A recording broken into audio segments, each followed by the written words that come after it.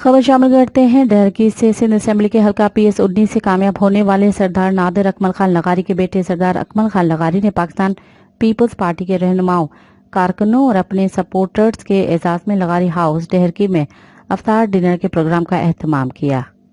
Programme के बाद press conference करते हुए सरदार अकमल खान लगारी ने कहा कि लुंड और मेहर खानदान से हमारा इज्जत और एहतराम का रिश्ता है, जो वक्त के साथ साथ और भी मजबूत और मुस्तहकम हो रहा है।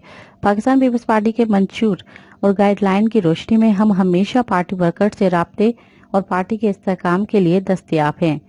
सरदार ज़ादा अकमल खान लगारी का मजीद कहना था कि हम तमाम सपोर्टर्स के शुक्रगुजार हैं जो हमसे बेपनाह मोहब्बत करते हैं।